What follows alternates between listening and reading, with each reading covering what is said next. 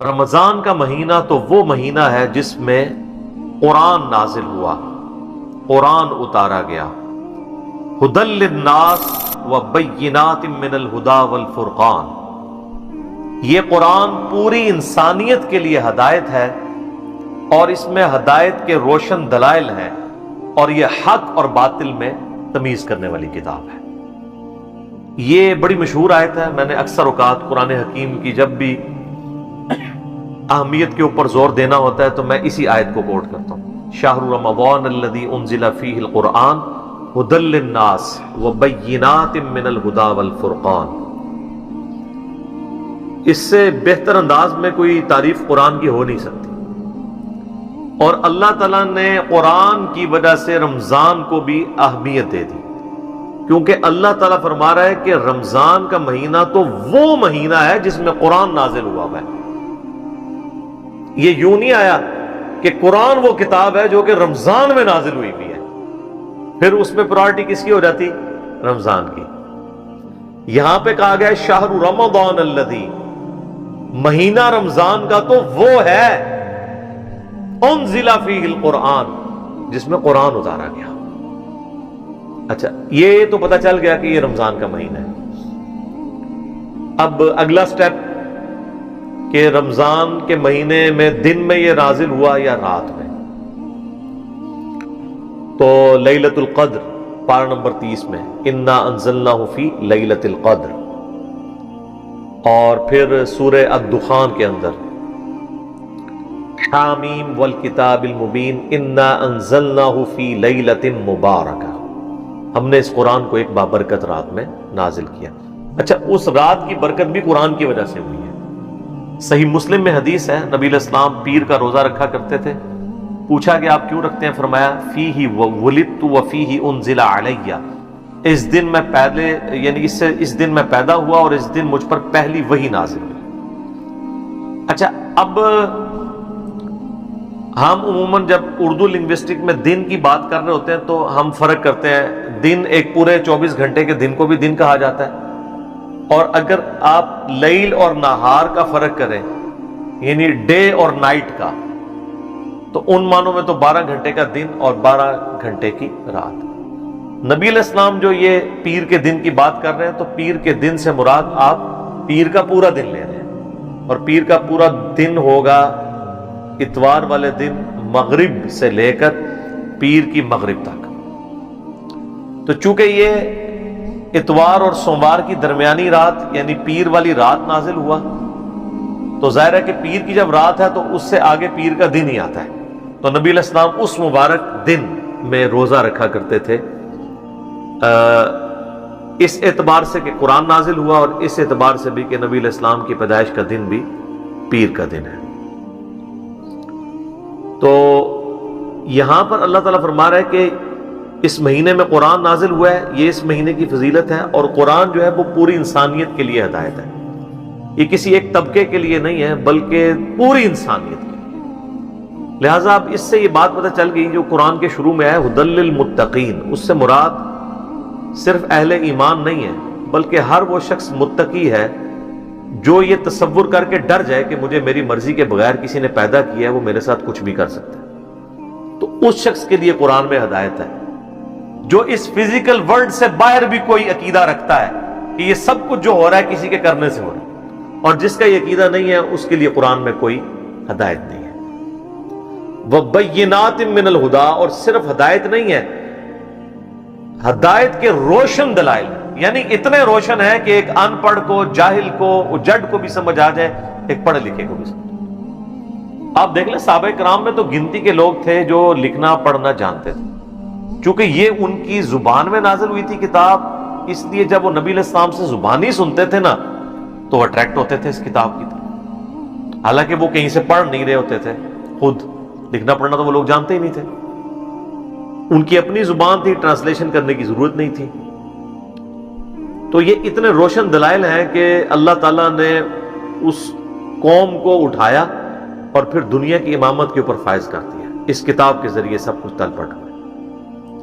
والفرقان، اور یہ حق اور باطل میں تمیز کرنے والی کتاب ہے۔ نبی الاسلام کے لیے بھی یہ لفظ استعمال ہوا ہے صحیح بخاری کے اندر، محمد فرق بین الناس. دو فرشتے آپس میں گفتگو کرتے ہوئے نبی الاسلام یعنی وہ اس کو روایت کر رہے ہیں. ایک فرشتہ دوسرے سے کہتا ہے کہ یہ محمد وہ ہے جو حق اور باطل میں تمیز کرنے والی شخصیت ہے. تو قرآن بھی الفرقان ہے اور سراپا قرآن مجسم، یعنی قرآن اگر جسم کی حالت میں آتا تو نبی الاسلام کی مبارک ذات ہے. جو صحیح مسلم میں حدیث ہے، سیدہ عائشہ سے پوچھا گیا کہ نبی الاسلام کے اخلاق کیسے تھے. اخلاق سے مراد آپ کے شمائل، آپ کی کردار، آپ کی صفات، آپ کا اوڑھنا بچھونا، آپ کس طرح کے انسان تھے. تو انہوں نے کہا قرآن نہیں پڑھتے ہو. قرآن ہی نبی الاسلام کا اخلاق تھا. یعنی قرآن کو جو مطلوب انسان ہے نا، اگر پرفیکٹ فارم میں کوئی موجود ہے روئے ارض کے اوپر تو محمد رسول اللہ صلی اللہ علیہ وآلہ وسلم کی مبارک ذات ہے. تو ہم اسی لیے آپ کو قرآن مجسم کہتے ہیں کہ قرآن اگر انسانی شکل میں آتا کوئی جسم اڈاپٹ کر کے تو نبی الاسلام اس کی پریکٹیکل مثال. خیر اس پہ تو اب بہت کچھ بولا جا سکتا ہے، میں اسی کے اوپر اکتفا کرتا ہوں. فَمَنْ شَهِدَ مِنْكُمُ الشَّهْرَ، تو جو کوئی تم میں سے اس مہینے کو پائے، فَلْيَصُمْ، تو اسے چاہیے کہ وہ رمضان کے مہینے کے روزے رکھے. اچھا اب یہ جو الفاظ ہے نا، جو کوئی اس مہینے کو پائے، یعنی جس کی زندگی میں یہ مہینہ آ جائے، جب بھی یہ مہینہ آئے گا اس نے روزے رکھنے ہوں گے. اس سے بعض لوگوں نے یہ بھی رزلٹ نکالا کہ اگر کسی کی زندگی میں رمضان کا مہینہ نہ آئے تو اس پہ رمضان کے روزے فرض نہیں ہیں.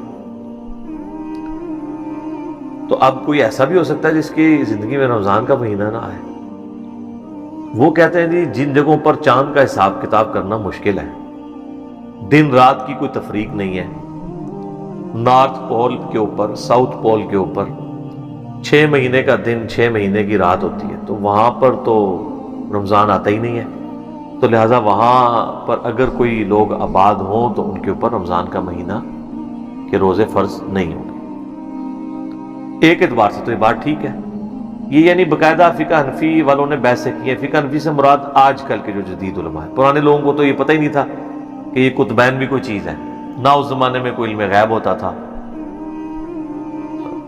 تو یہ تو ساری کہانی ہے نا کہ ان کو پتہ ہوتا. لہٰذا امام حنیفہ کی تو فقہ میں آپ کو کہیں نہیں ملے گا. یعنی آج کے جو فقہاء ہیں فقہ حنفی کے یا باقی فقہاء اس کے اوپر بحث کرتے ہیں، جبکہ یہ ان کا اجتہاد درست نہیں ہے میری نظر میں. اس کی وجہ یہ ہے اگر یہی بات مان لی جائے گی تو پھر تو 5 نمازیں بھی ختم ہو جائیں گی. 6 مہینے کا دن اور 6 مہینے کی رات کا مطلب ہے کہ 6 مہینے میں صرف 3 نمازیں پڑھی جائیں جو آ جائیں آپ کی، اور رات کی جو 1 نماز آ جائے وہ آپ نے پڑھنی. پورے سال میں 3-4 نمازیں ہی آئیں گی. اس اعتبار سے اگر اجتہاد کیا جائے تو صحیح مسلم کی جو حدیث ہے نا، نبی علیہ السلام نے فرمایا جب دجال دنیا میں آئے گا تو پہلا دن جو ہے وہ 1 سال کا ہوگا، اور دوسرا دن جو ہے وہ 1 مہینے کا ہوگا، تیسرا دن جو ہے وہ 1 ہفتے کا ہوگا، اور پھر باقی سارے دن نارمل ہوں گے. تو صحابہ کرام نے پوچھا یا رسول اللہ اگر ہم وہ زمانہ پائیں تو پھر ہم اپنے نمازوں کا کیا کریں گے؟ اگر سال کا 1 دن ہے تو دن میں تو 5 نمازیں ہوتی ہیں 24 گھنٹے کے اندر. تو آپ علیہ السلام نے فرمایا کہ تم اپنے اندازے کو مقرر کر لینا اسی اعتبار سے. یعنی وہ ڈیوریشن تو سال ہوگی اس دن کی، لیکن تم نے اپنا اندازہ ایسے مقرر کرنا ہے کہ اپنی گھڑی کے اعتبار سے اسے ڈیوائیڈ کر. اب یہ دیکھ لیں گے فتنہ آ بھی اس وقت رہا ہے کہ جب لوگوں کے پاس واقعی اندازہ مقرر کرنا آسان ہے. صحابہ کرام کے لیے تو اندازہ مقرر کرنا تو سن لائٹ کی وجہ سے وہ ایک ورٹیکل چیز کو گاڑ کے دھوپ گھڑی بنایا کرتے تھے. اس زمانے میں تو یہ والی گھڑیاں ہیں نہیں تھی، لیکن یہ گھڑیاں آپ دیکھیں کتنی پرفیکٹ ہیں کہ یہ گھڑی دھوکہ نہیں کھاتی.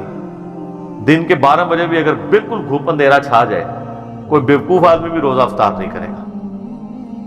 لیکن صحیح بخاری میں آتا ہے نبی الاسلام کے زمانے میں بادل چھا گئے تو صحابہ کرام کہتے ہیں ہم نے سمجھا کہ سورج غروب ہو گیا، ہم نے روزہ افطار کر لیا. بعد میں سورج نکل آیا تو پھر اس روزے کی قضا دینی پڑی. اس سے بھی پتہ چلا صحیح بخاری کی حدیث سے کہ صحابہ کرام کے زمانے میں نبی الاسلام اس وقت زندہ تھے.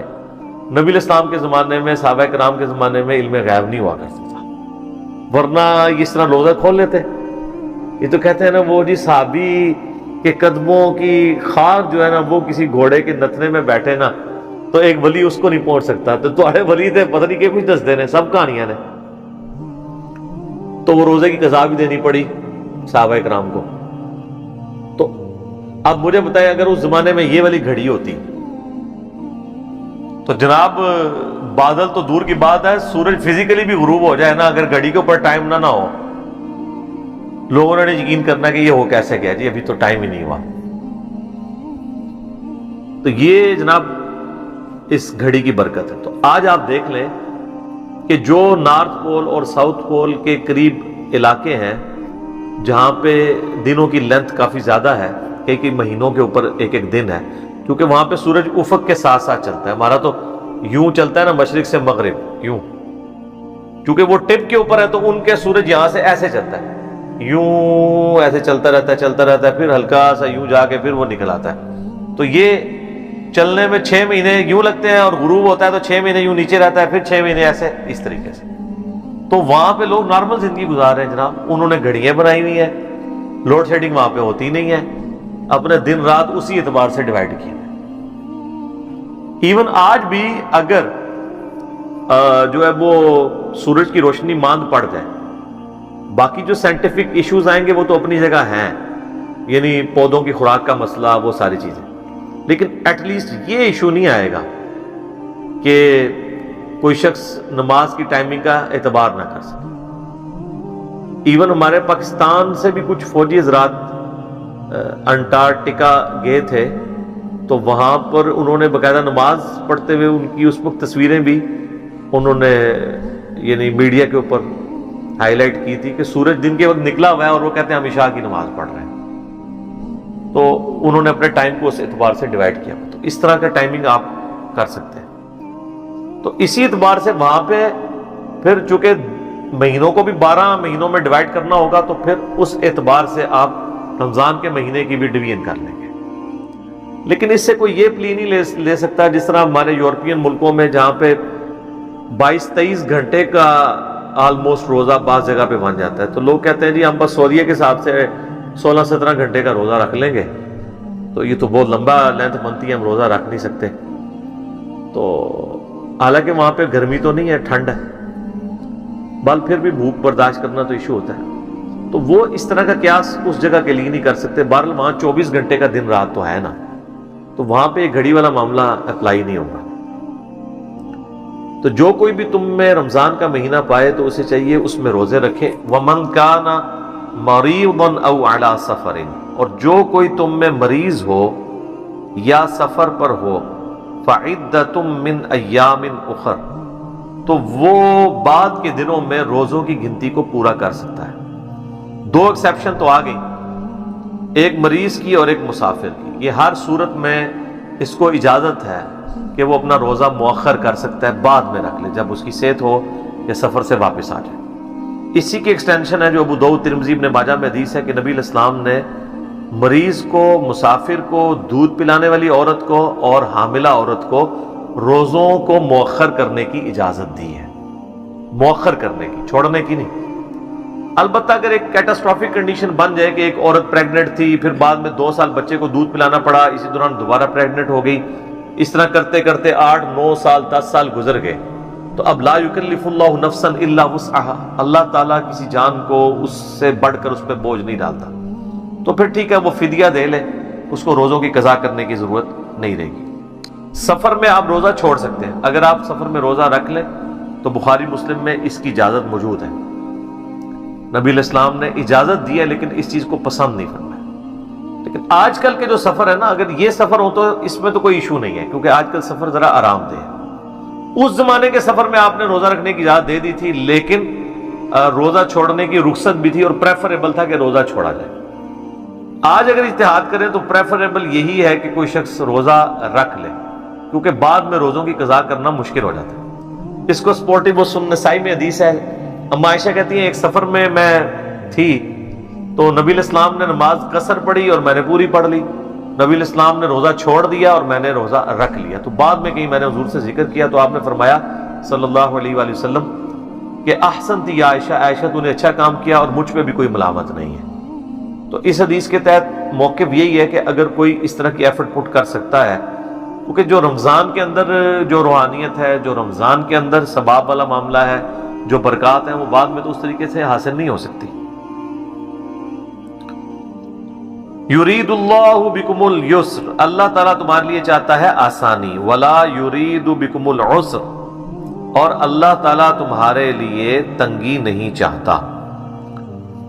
یعنی یہ آسانی ہے کہ سفر میں اور مریض آدمی چھوڑ دے۔ بعض لوگ اتنے سخت مریض ہوتے ہیں، اس کے باوجود کہتے ہیں جی میں نے روزہ نہیں چھوڑنا، اور وہ اس کو کوئی نیکی سمجھ کے بیان کر رہے ہوتے ہیں۔ بخار ہے، اب جیسے شوگر کے مریض ہیں، پرماننٹلی ان کے ساتھ ایک چیز اٹیچ ہے، ان کے لیے روزہ رکھنا مشکل ہو جاتا ہے۔ اچھا، اس میں ایک ایکسیپشن ہے، بعض اوقات شوگر کے مریضوں کے ساتھ ایسا ہوتا ہے کہ کسی دن ان کو تو پیاس تنگ نہیں کرتی، کسی دن تنگ کرتی ہے، تو اس کے لیے پھر اجتہاد یہی ہوگا کہ وہ روزہ رکھ لیں، جس دن ان کا روزہ نبھ جائے نبھا لیں، اور جس دن ان کو توڑنا پڑ جائے تو وہ توڑ لیں۔ کیونکہ بخاری مسلم حدیث ہے، صحابہ کرام کہتے ہیں جب ہم لوگ فتح مکہ کے لیے روانہ ہوئے تو رمضان کا مہینہ تھا،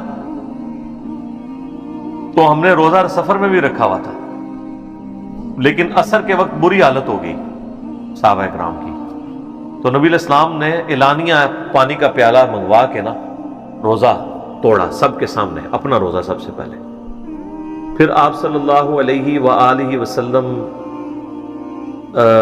کا یہ عمل دیکھ کے صحابہ کرام نے بھی اپنے اپنے روزے توڑ دیے۔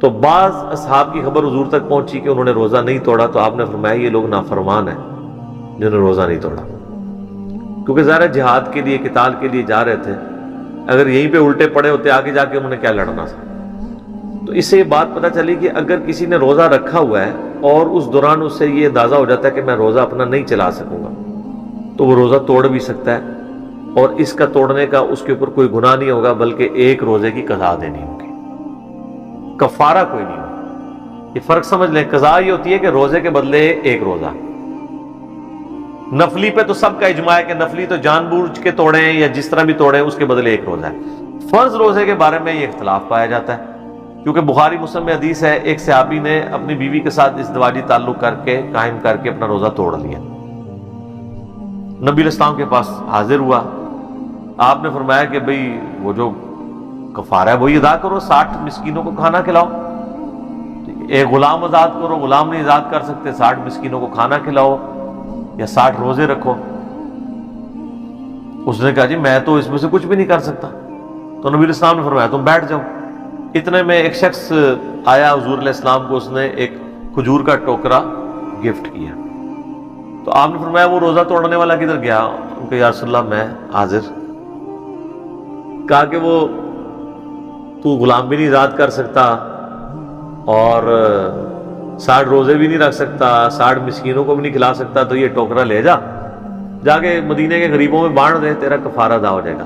اچھا، یہ خصوصیت صرف نبی علیہ السلام نے اس شخص کے لیے دی، یہ حکم عام نہیں ہوتا اس طرح کی کوئی چیز کہ اس کو کوئی بندہ ایز اے رول پیش کرتا ہے۔ یاد رکھیے گا کہ اسلام کے جو قوانین ہیں وہ محکم دلائل سے اخذ کیے جاتے ہیں، یہ نہیں ہوتا کہ آپ جو ہے کسی ایک شاذ سے واقعے کو پکڑ کے تو پوری ڈاکٹرن بدل دیں، جس طرح وہ آج ابو داؤد کی آپ حدیث 428 نمبر ڈسکس کر رہے تھے کہ صحابی نے کہا کہ مجھ سے نمازیں پڑھنا مشکل ہے، میری تو کام کی روٹین ایسی ہے، تو آپ علیہ السلام فرمایا کہ اسرین پڑھ لیا کرو تم، یعنی جو فجر کے وقت کی نماز ہے، یعنی سورج نکلنے سے پہلے کی نماز اور سورج غروب ہونے سے پہلے کی نماز، بس یہ 2 نمازیں تم پڑھ لیا کرو۔ اب اس کا یہ مطلب نہیں کوئی لے سکتا کہ باقی نمازیں معاف ہیں، اگر کسی نے لینا ہے تو پھر اسی ایک شخص کے لیے مراد لینا ہوگا، ورنہ بخاری مسلم میں تو واضح حدیثیں ہیں کہ 5 وقت کی نماز تم پہ فرض کی گئی ہے، تو وہ ساری ختم تو نہیں ہو جائے گی۔ دوسرا یہ معنی ہوگا کہ ان دونوں کا تو خصوصیت سے اہتمام کرو، باقی کا اگر کہیں جماعت میں سستی ہو جاتی ہے، کہیں اول وقت میں نہیں پڑھ سکتے، چلو بالکل آخری وقت میں کوئی پڑھنا چاہتے ہو اپنی ٹیلر میڈ کر کے پڑھ لو، لیکن ان 2 کو پرائورٹی کے ساتھ پڑھو، یہ مطلب لیا جا سکتا ہے۔ تو وہ صحابی کہنے لگا یا رسول اللہ میں تو خود اتنا غریب ہوں، تو پھر آپ نے فرمایا کہ تم خود ہی کھجوریں کھا لو، تمہارے روزے کا کفارہ ادا ہو جائے گا۔ اور آپ علیہ السلام بھی اتنا مسکرائے کہ صحابہ اکرام کہتے ہیں کہ ہم نے آپ کی داڑھیں بھی ظاہر ہوتی ہوئی دیکھی اس بات کے اوپر، جب اس نے کہا نا کہ میں مسکین ہوں، اچھا، اس پہ امام بخاری نے باب باندھا ہے کہ اگر کوئی شخص یعنی اگر میاں بیوی آپس میں تعلق قائم کر کے روزہ توڑ لے تو پھر اس کا کفارہ کیا ہوگا. اس کو انہوں نے یعنی ایکسٹراپولیٹ نہیں کیا کہ جو کھانا کھا کے روزہ توڑ لے اس کے اوپر. خیر اجتہاداً اس پہ بھی لگ سکتا ہے جو جان بوجھ کے توڑتا ہے بغیر کسی مجبوری کے، بل اس معاملے میں اختلاف پایا جاتا ہے. کچھ تابعین کا موقف ہے کہ اس میں بھی یہ کفارہ ہوگا، کچھ کا یہ موقف ہے کہ نہیں، اس کے بدلے ایک روزہ ہوگا. لیکن ایگریڈ اپون مسئلہ یہ والا ہے کہ جو کوئی اس ایکسٹریم پہ جا کے کوئی روزہ توڑتا ہے تو اسے پھر اچھا، یہ اکثر لوگ پوچھ رہے ہوتے ہیں کہ جی وہ جو 60 روزے ہیں وہ صرف مرد کو رکھنے ہوں گے یا عورت کو بھی؟ دونوں کو رکھنے ہوں گے جناب 60. اور اگر مسکین کو کھانا کھلانا ہے تو دونوں کو 60 مساکین کا کھانا کھلانا ہوگا، کیونکہ دونوں کا روزہ ٹوٹا ہے نا. اچھا، اب اس کے اندر اگر کوئی شخص آج کے دور میں بہت غریب ہے تو ظاہر ہے پھر وہ جتنی اس کی ایک طاقت ہے اس کے مطابق صدقہ اور خیرات کر دے. تو یہ ہوگا کفارہ. قضاء الگ چیز ہے، کفارہ الگ ہے. اگر کوئی بیماری کی وجہ سے، سفر کی تکان کی وجہ سے، کیٹاسٹرافک کنڈیشن کی وجہ سے روزہ توڑ دے تو اس پہ کوئی گناہ نہیں ہے، نہ کوئی کفارہ ہے، صرف قضاء ایک روزے کی دیتی ہے. یہ اللہ تعالیٰ نے آسانی دی. وَلِتُكْمِلُوا الْعِدَّةَ، تاکہ تم پوری کرو گنتی روزوں کی. وَلِتُكَبِّرُوا اللَّهَ عَلَى مَا هَدَاكُمْ، اور پھر جب یہ گنتی پوری ہو جائے تو پھر اللہ کی تکبیر بلند کرو اس بات پر کہ اس نے تمہیں ہدایت دی. وَلَعَلَّكُمْ تَشْكُرُونَ، تاکہ تم شکر گزاری کی روش بھی اختیار کرو. اچھا، آپ دیکھیں بار بار گنتی پوری کرنے کے اوپر زور ہے. یہ اکثر لوگ آپ کو کہتے ہوئے سنائی دیں گے جی وہ اللہ تعالیٰ نے کو گن کے نہیں نمازاں لینیاں، گن کے تو نہیں، یہ کیا ہوا جی بندہ گن کے تسبیحات کرے. حالانکہ ان کو یہ نہیں پتا کہ ہر چیز گنتی میں ہے. اپنے یہ سارے معاملات جو ہے نا وہ گنتی کے ذریعے کر رہے ہوتے ہیں. چاہے وہ کاروبار کر رہے ہوں گن کے پیسے لیتے ہیں نا. یہ اتنی جنیں بھی دے دو، اس طرح تو نہیں ہوتا. کہتے جی اللہ نے حساب کتاب نہیں رکھنا. بھائی جب اللہ تعالیٰ کہہ رہے حساب کتاب رکھنا ہے، دیکھیں یہ جو تسبیحات فاطمہ ہے بخاری مسلم میں 33 دفعہ سبحان اللہ، 33 دفعہ الحمدللہ، 34 دفعہ اللہ اکبر، بغیر گنے تو نہیں آئے گا. نمازوں کی 5 کی گنتی پوری کرنی ہے آپ نے، روزوں کی بار بار آ گئے تاکہ گنتی پوری کرو، گنتی پوری کرو، اور جب چھوٹ جائیں تو بعد میں گنتی پوری کرو. بھائی کسی رول اور ریگولیشن کے تحت ہی معاملات چلتے ہیں. کتنی illogical بات ہے کہ حساب کتاب ہی نہ رکھا جائے. ٹھیک ہے، تو جتنی بھی چیزیں ہیں وہ ظاہر گنتی کے ساتھ تو ہیں. اور اس کو سپورٹنگ وہ بخاری مسلم کی حدیث ہے. اما عائشہ کہتی ہیں نبی علیہ السلام نے فرمایا اللہ تعالیٰ کو سب سے بڑھ کر محبوب عمل وہ ہے جو اگرچہ تھوڑی مقدار میں ہو لیکن ہمیشگی کے ساتھ کیا جائے، بنسبت اس عمل کے جو تعداد میں زیادہ ہو لیکن ہمیشہ نہ ہو. ایک بندہ کہتا ہے جی آج میں نے 1000 دفعہ سورہ اخلاص پڑھی ہے، کل پڑھ رہا 10 دفعہ، پرسوں پڑھ رہا 100 دفعہ. اس کی بجائے روزانہ ہی اگر 3 دفعہ پڑھ لے، ٹھیک ہے، ہمیشگی رکھے چاہے عمل تھوڑا ہو. اس لیے صبح شام کے اذکار، فرض نماز کے بعد کے اذکار، اس میں ہم کہتے ہیں اس میں اگر آپ نے بالکل کوئی کریٹیکل اذکار کرنے ہیں تو آیت الکرسی کا وظیفہ اور تسبیح فاطمہ والا وظیفہ، آخری 3 سورتوں والا وظیفہ یہ کر لیں. چلے باقی اگر نہیں بھی ہوتا ایٹ لیسٹ اس کے اوپر استقامت تو رکھیں نا آپ اپنی.